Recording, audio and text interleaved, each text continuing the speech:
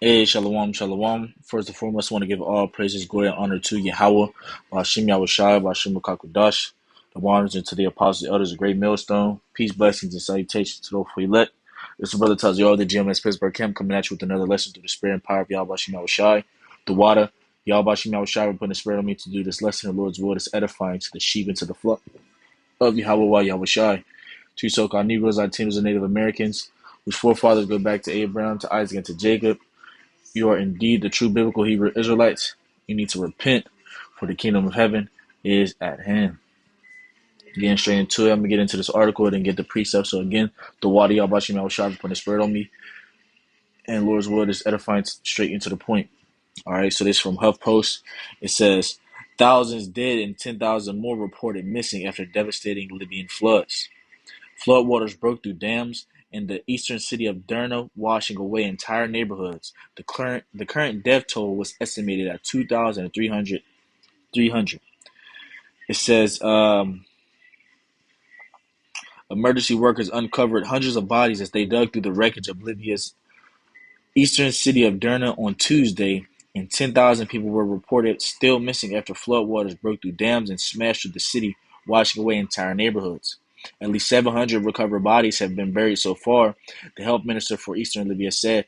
Derna's ambulance authority put the current death toll at 2,300, but the toll is likely to be far higher in the thousands, said Tamir Ramadan, Libya envoy for the International Federation of Red Cross and Red Crescent Societies. He told a UN briefing in Geneva via video conference from Tunisia that at least 10,000 people were still missing.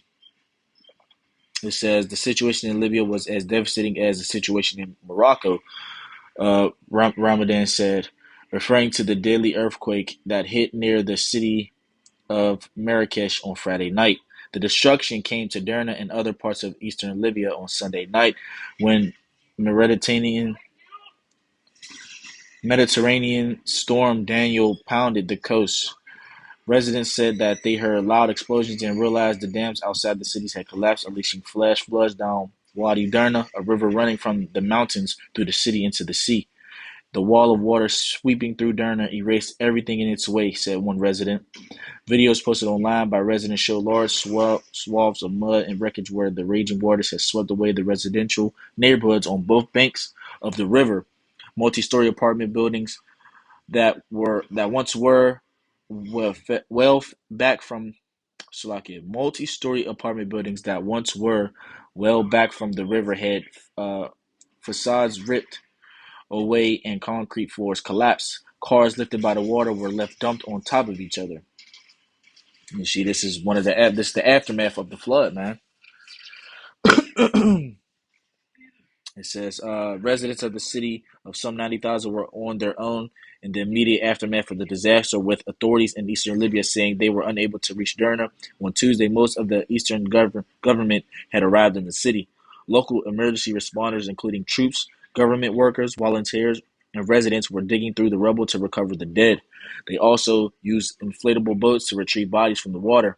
Footage shows dozens of bodies covered by blankets laid out in the yard of a hospital in Derna. Many bodies were believed trapped under rubble or had been washed out into the Mediterranean Sea, said Eastern Libya's health minister. We were stunned by the amount of destruction. The tragedy is very significant and beyond the capacity of Derna and the government. See? You see, man, more pictures of the aftermath. All right. Uh, hmm.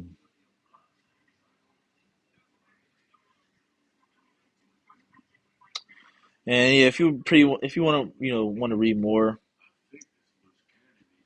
then you can. It's located on HuffPost. You know. Uh, yeah, yeah. If you want to continue reading on, you can read it. I'm just getting to these precepts, man, because hey, the Lord is not playing, man. The Lord is visiting the place which He made, man, and all these different things. First, like it said, it mentioned the that deadly earthquake that happened in Morocco. Okay, then you got the hurricanes, and now you got this flood. That was caused by the hurricane. Hey, the Lord is not playing, man. 10,000 reported missing, and then thousands did, man. So you already know the number is larger than what they're saying, you know? Without further ado, let's get into these precepts, man. 2 15 and verse 5, Behold, saith the Lord, I will bring plagues upon the world, the sword, famine, death, and destruction. And to people that will come across these different articles and hear about these different natural disasters and say, oh, why is this going on? Why is all this happening? Why are these people dying in this fashion? And why is this happening? Why is XYZ happening? Well, this is an example here.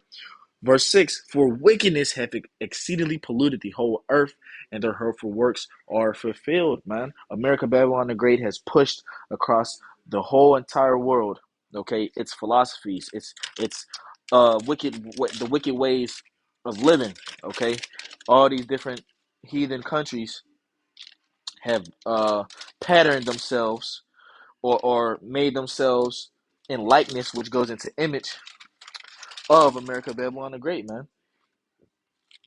And look at the aftermath of it, Salakia. But yeah, look at the aftermath of the world, man. Now the people in the world and the animals, the trees, all the living things are in a mournful state because the wicked is in authority right now. All right. Let me go down, or actually, let me go to bookmarks. So I just read that. All right. Also, to back up that, Ephesians 5 and 15. If you ask yourself again, why is this happening? Well, this is why these things are happening. Ephesians 5 verse 15. See then that you walk circumspectly, not as fools, but as wise. Why? Redeeming the time, because the days are evil. Wherefore be not unwise, but understanding what the will of the Lord is. You see? That's why you have to walk circumspectly. That's why you have to be sober and be vigilant. Okay? Because our adversary, Esau, Edom, the devil, walks around trying to devour everything, man, via philosophy and all the other devices that he tries to use, man. But like the scriptures say, we are not ignorant of Satan's devices. Okay, for we are not ignorant of Satan's devices, man. All right. But the days are evil, man. That's why all these things are happening. But it was prophesied that it was going to be this way, that the Lord was going to send plagues upon the earth, man. Okay, just like in ancient Egypt, man. The same thing is happening here today. There's no new thing under the sun, man. But it's going to be even worse in these days, man.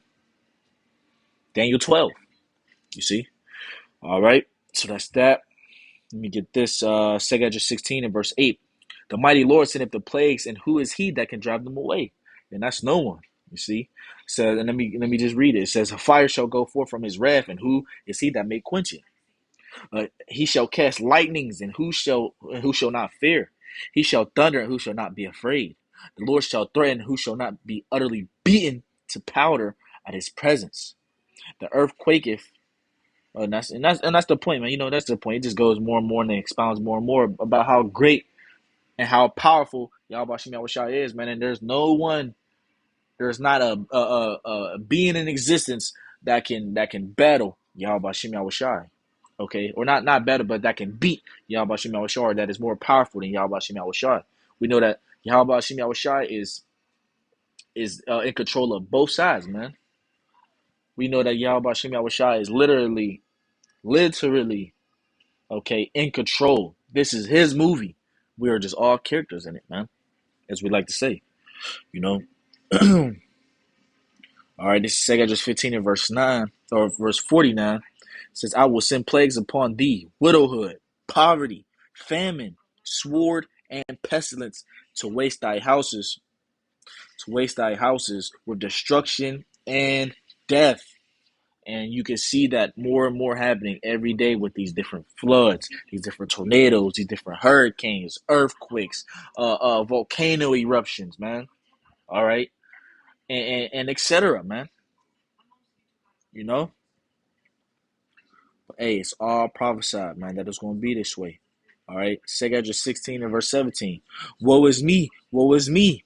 Who will deliver me in those days? And this was Edris, because Edris knew that, or he was told that he's going to be in his last days, man, because reincarnation is real. Reincarnation is a thing, all right?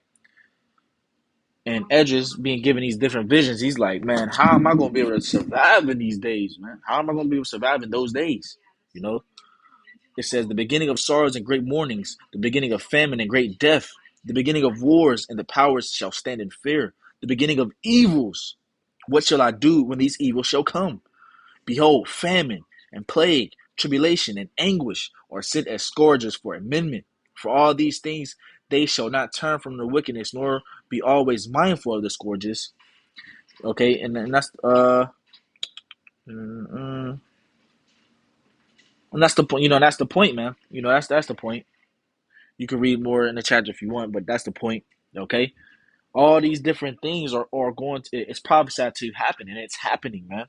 It's happening right before your eyes. Okay, literally. All right, so it's not surprising to us because we've been given the eyes to see and the ears to hear. It's not surprising to us that all these things are happening because we've been given a blueprint. We've been given the knowledge and the wisdom to understand these different prophecies and say, oh, this is happening. Well, we know that we can pinpoint and go, all right, the scripture said this will happen, and look what's happening. You know, because we know that the words are these words are faithful and true. Matthew 24 and verse 7, it says, for nation shall rise against nation, and kingdom against kingdom, and there shall be famines and pestilences and earthquakes in diverse places. All these are the beginning of sorrows, man. So we have yet to see the worst yet, okay? Yet. We have yet to see the worst. We are literally in the beginning of sorrows, man, and it's only going to get worse. It's only going to get harder. It's only going to get harsher, man. So we must depend and solely rely on Yahweh Shema Shai with all faith, man.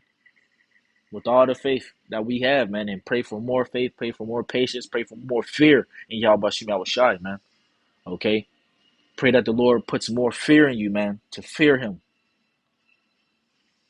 Because the days are evil and we need Yahweh Shai. Period, point blank. So with that, Lord's word, this is edifying. I want to give all praises, glory, and honor to Yahweh Bashim Yahweh Shai, Bashim Kakwadash, double honors, and to the apostles, elders, a great millstone. Peace, blessings, and salutations. So if we let, that's a brother Taziar with the GMS Pittsburgh camp, the water, Yahweh Bashim Yahweh Shai, putting the spirit of me to this lesson. And Lord's word is edifying. With that, I want to say Shalom, Wa Abad Babal. Shalom.